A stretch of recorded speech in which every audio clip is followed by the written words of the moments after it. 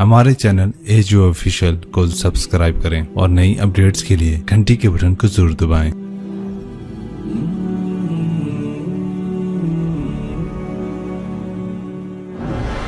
ہجرت کے سفر راستے میں بھوک لگی تو رابغ ایک جگہ ہے، آج کا نام اس کا رابغ ہے۔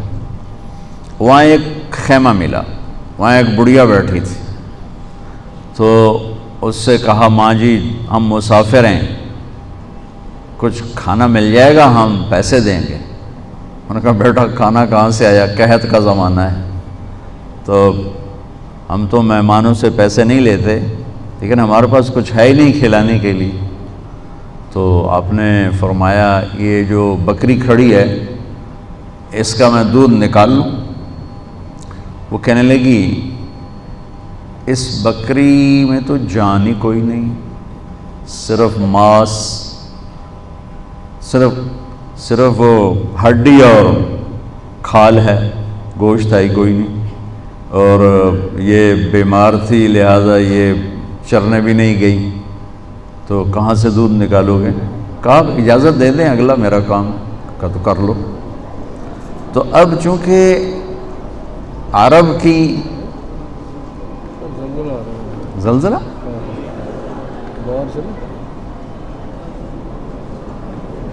جو کام کر رہے ہیں اس سے رک جائے گا انشاءاللہ۔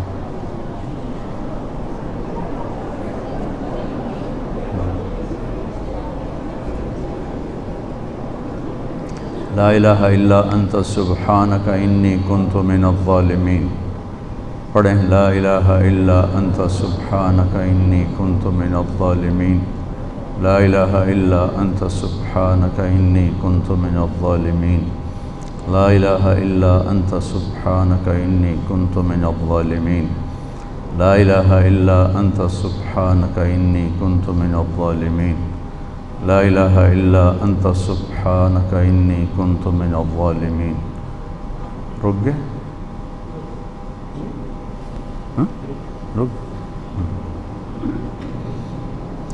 یہ اللہ کبھی کبھی زمین ہلاتا ہے کہ بندے دے پتر بن جاؤ، پیسے دے پیچھے ایمان نہ بیچو، بندے دے پتر بن جاؤ۔ اذا زلزلہ تو آگے آنے والا ہے، اذا زلزلت الارض زلزالها اخرجت الارض اثقالها وقال الانسان ما لها۔ جب زمین پر آئے گا ایک خوفناک زلزلہ، یوم ترجف الراجفہ تتبعها الرادفہ قلوب یومئذ واجفہ ابصارها خاشعہ۔ قیامت کے زلزلے کو قرآن جب بیان کرتا ہے نا تو قرآن کے لہجے میں ایک ہیبت پیدا ہو جاتی، ایک گرج پیدا ہو جاتی۔ تو عرب میں بیمار مردہ جیسی بکری سے دودھ نکالنا یہ تو عجب بات تھی، لہٰذا وہ جو اماں تھی نا بڑھیا، وہ آپ کو ایسے غور سے دیکھتی رہی کہ یہ بندہ کون ہے، اس کو اتنا بھی نہیں پتا کہ اس بیمار بکری میں سے کچھ بھی نہیں نکل سکتا۔ تو وہ غور سے دیکھنے کی وجہ سے آنکھوں میں اتر گئے، تو آپ نے اس کو باہر نکالا، اس کے تھنوں پر ایسے ہاتھ ہی پھیرا تھا کہ ویسے بھر کے لٹک کے نیچے اتر گئے۔ تو آپ نے پورا وہ برتن تھا بڑا وہ بھرا، بکری میں سے تو اتنا ہی دودھ نکلتا ہے، اور آپ نے پورا برتن بھرا، ابو بکر کو پلایا، عامر بن فہیرہ عبداللہ کو پلایا، پھر خود پیا، پھر دوبارہ نکالا اور فل بھر کے وہ بیوی کو دیا اور چل پڑے۔ جب شام کو اس کا خامد آیا، اس نے کہا یہ دودھ کہاں سے آیا؟ وہ کہنے لگی اس بکری سے۔ کہا تیرا دماغ خراب ہے، وہ اس میں سے تو پانی نہیں نکلتا، دودھ کہاں سے نکلا؟ کہا میں بھی یہی کہتی ہوں، پر ایک کوئی آیا تھا، اس کے ہاتھوں میں کوئی جادو تھا، اس نے تھنوں کو ہاتھ لگایا اور بھر گئے، اور یہ ضرب یہی نہیں اتنا پہلے نکال کے اپنے ساتھیوں کو بھی اس نے پلایا۔ تو انہوں نے کہا اچھا ان عتیلی ذرا بتاؤ وہ کیسا تھا؟ تو میں تھوڑا سا اشارہ پہلے کیا ہے کہ وہ غور سے دیکھتی رہی کہ ایسے چوں نہ کڑھنا کی ہے، لہٰذا وہ جچ گئے نظروں میں آپ۔ تو اب اس نے آپ کا حلیہ بیان کیا، سبحان اللہ، آپ کے حلیے پر پوری کتابیں ہیں، لیکن جو لفظ یہ ماں بولی ہے نا، کسی ایک نے ایسے لفظ نہیں بولے، ایک نے، حالانکہ بڑے بڑے حضرت علی جیسی ہستیوں نے اب ہمارے نبی کا حلیہ بیان کیا ہے، جو سب سے بڑے فصیح انسان تھے اللہ کے نبی کے بعد، لیکن اس ماں جیسا کوئی نہیں بیان کر سکا۔ تو اب ترجمہ میں بعد میں کروں گا، اب الفاظ کی ردم سننا کہ کیا موسیقی ہے، کیا ردم ہے۔ کہنے لگی رأیت رجلا ظاہر الوضاء ابلج الوجه حسن الخلق لم تعبه ثجلة ولم تزر به سعلة وسيم قصيم في عينيه دعج في أشفاره وطف في لحيته كثافة في صوته سحل في عنقه سطع أزج أقرن أحور أكحل إن تكلم علاه البهاء وإن سكت علاه الوقار كأن من حلو المنطق لا فصل ولا نظر كأن منطقه خرزات نظم ينحدرن یا يتحدرن فهو أندر الثلاثة۔ کوئی اندازہ ہوا کہ کس طرح ایک جیسے گرتی آبشار ہو، ظاہر الوضاء ابلج الوجه حسن الخلق۔ کہنے لگی ابو معبد کیا بتاؤں، مجھے یوں لگا جیسے 14ویں کا چاند ہی کپڑے پہن کے زمین پہ اتر آیا۔ کیا ابلج الوجه، مجھے لگا جیسے 14ویں کے چاند نے کپڑے پہن کے زمین پہ آ کے ڈیرا لگا لیا۔ چمکتا چہرہ، نورانی چہرہ، سر سے لے کر پاؤں تک حسن ہی حسن، لم تعبہ فجر، پیٹ باہر نہیں نکلا ہوا تھا کہ برا لگے۔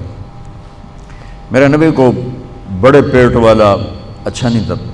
ایک صحابی آئے، پیٹ نکلا، آپ نے یوں انگلی ماری، کہا یہ یہاں نہ ہوتا تو کتنا اچھا ہوتا۔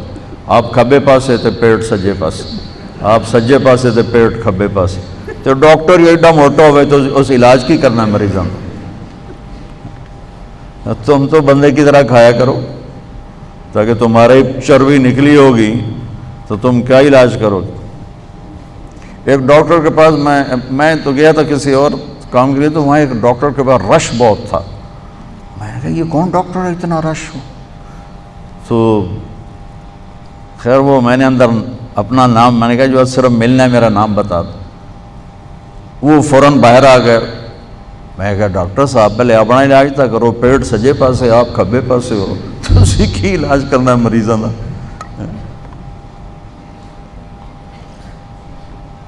میرے نبی کا پیٹ برابر سے، لم تعبہ فجل ولم تزر بہ سعلہ، اور اتنے دبلے بھی نہیں تھے کہ بے روب ہو جائیں، اتنے دبلے بھی نہیں تھے کہ بے روب ہو جائیں، اور ایسے بھدے بھی نہیں تھے کہ پیٹ باہر نکلا ہوا ہو۔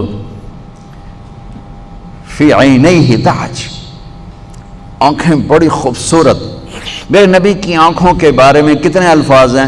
ادعج، اشکل، اکحل، احور، اہدب، انجل، ابرق۔ سبحان اللہ۔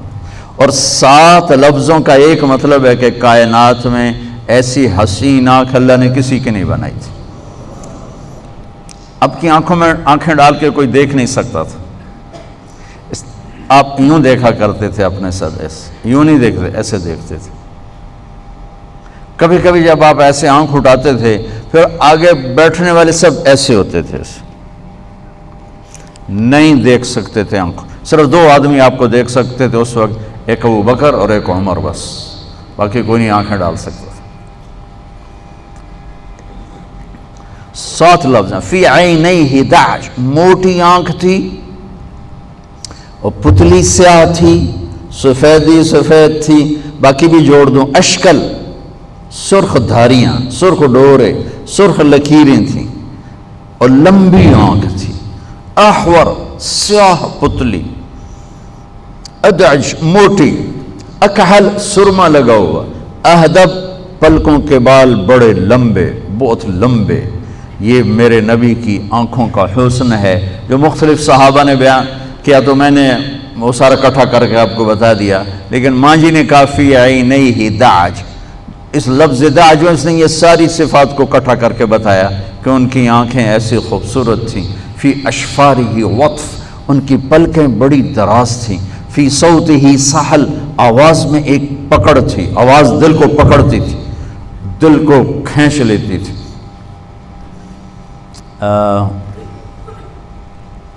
طفیل بن عامر ایک بہت بڑے عرب سردار تھے، وہ آئے مکہ حج کرنے۔ جب یہ ابھی آپ کی نبوت کا اعلان ہوا تھا تو قریش نے ان کو اتنا ڈرایا کہ ایک ہمارا نوجوان قریشی وہ ہو گیا بددین، جو اس کی بات سنتا ہے وہ اسی کو بددین ہو جاتا ہے، تو اللہ کے واسطے اس کی سننا نہیں۔ وہ کہنے لگے میں اتنا ڈرا کہ میں اتنا ڈرا کہ میں نے روئی لے کر نہ کانوں میں دے دی کہ میں اس کی سنتا ہی نہیں۔ تو کہنے کہ میں طواف کر رہا تھا تو آپ ایک طرف کھڑے نماز پڑھ رہے تھے، تو ایک دم میرا دل کھنچا، تو میں نے کہا یہ کون ہے؟ کہا ہوا اب وہی تو ہے جادوگر جس کا ہم نے تمہیں کہا ہے۔ تو طفیل کہنے لگے ما ھذا بوجہ الکاہن، یہ چہرہ جادوگر کا نہیں ہو سکتا۔ پھر کہنے لگے میں نے سوچا میں اتنا بڑا سردار ہوں اور اتنا بڑا شاعر ہوں، میں اس کی غلط کو بھی مان جاؤں گا؟ میں کیوں مانوں گا؟ صحیح ہوگی تو میں دیکھوں گا، غلط ہوئی تو چھوڑ دوں گا۔ روئی نکالی، طواف سے فارغ ہو کر آگے بیٹھ گئے۔ جب آپ نے سلام پھیرا تو کہا ما تقول یا محمد، کیا کہتے ہو تم صلی اللہ علیہ وسلم؟ تو آپ نے فرمایا ان الحمد للہ احمدہ واستعینہ واؤمن بہ واتوکل علیہ من یہدہ اللہ فلا مضل لہ ومن یضللہ فلا ہادی لہ۔ میرے آپ کے لیے عام سا خطبہ ہے، لیکن عربی جاننے والے پر کیا رد عمل ہوا؟ کہنے کہ عہد فقط بلغنا قاموس البحر، اللہ کے واسطے ایک دفعہ دوبارہ سنانا، تیرے چند جملوں نے 7 سمندر کو پی لیا ہے، 7 سمندر کو پی لیا۔ آپ نے پھر دہرایا ان الحمد للہ احمدہ واستعینہ واؤمن بہ واتوکل علیہ من یہدہ اللہ فلا مضل لہ ومن یضللہ فلا ہادی لہ۔ تو کہنے لگا مجھے کلمہ پڑھا دو۔ یہ فی صوتہ سحل بتا رہا ہوں، جو آپ کی سنتا تھا وہ کھنچ جاتا تھا آپ کی طرف۔ تو وہ ماں جی کہنے لگی فی صوتہ سحل، آواز میں ایک کشش، آواز میں ایک پکڑ، ایک گرپ، ایک گرفت، ایک ہیبت بھی، جلال بھی، جمال بھی، لطافت بھی، ہیبت بھی۔ فی عنقہ سطع، گردن بڑی سراہی دار، لمبی، خوبصورت، بھمیں بڑی گول، ازج الحواجب من غیر قرن، بھمیں بڑی گول اور بیچ میں بال نہیں، یہاں بال نہیں۔ ایک اور صحابی کی روایت بینہما عرق یدرہ الغضب، یہاں ایک رگ تھی، جب آپ غصے میں آتے تو رگ ایسے پھڑکنے لگتی تھی۔ آپ اپنے غصے کا اظہار تو فرماتے نہیں تھے، تو برداشت فرماتے تھے۔ برداشت میں باڈی کا جو ریئیکشن تھا اس میں یہاں ایک رگ تھی جو پھڑکنے لگتی تھی، یہ آپ کے غصے کی نشانی ہوتی تھی۔ ورنہ ویسے آپ کا جو اظہار کسی پر اگر غصہ ہے، اور غصہ بھی ذاتی نہیں ہوتا تھا، اس کی ہی کسی تربیت کے سبب ہوتا تھا، تو آپ کے غصے کا اظہار کیا ہے؟ آپ کو ابو ہریرہ پہ ناراضگی ہے، ادھر سے ابو ہریرہ آ رہے ہیں، آپ نے جب یوں دیکھا ابو ہریرہ آ رہے تو آپ صرف یوں کر لیتے تھے، بس۔ آپ نے دیکھا آپ کو حضرت انس پہ ناراضگی ہے، فرض کرو تو ادھر انس آ رہے ہیں تو آپ یوں دیکھ کر آپ یوں ہو جاتے تھے، بس۔ اتنا میرے نبی کا غصے کا اظہار تھا، سبحان اللہ اکبر۔ ہو جب غصہ چڑھے نا تو چپ ہو جایا کرو، چونکہ صرف ایک نبی کو یہ طاقت ہے کہ غصے میں بھی صحیح بولتا ہے، ورنہ غصے میں لوگ اپنے گھر اجاڑ کے بیٹھے ہوتے ہیں، غصے میں رشتے توڑ کے بیٹھے ہوتے ہیں، کہ انسان بے قابو ہو جاتا ہے۔ اس سے بہترین بات یہ ہے کہ غصے میں آدمی چپ ہو جائے، ورنہ بڑے بڑے نقصان۔ لقمان علیہ السلام کا فرمان ہے کہ بیٹا میں چپ رہنے پہ کبھی نہیں پچھتایا، میں ہمیشہ اپنے بول پہ پچھتایا، ہمیشہ اپنے بول پہ پچھتایا۔